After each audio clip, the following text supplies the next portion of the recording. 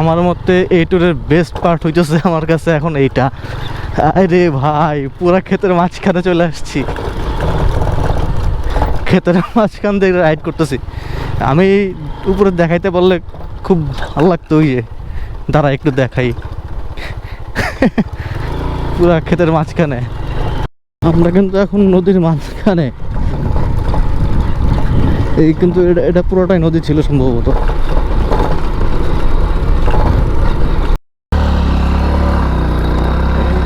আটকায় গেছে।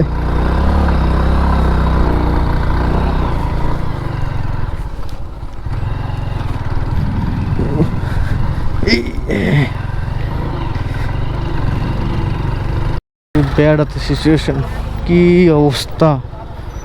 এটা জানলে তো জীবনও আসতাম না।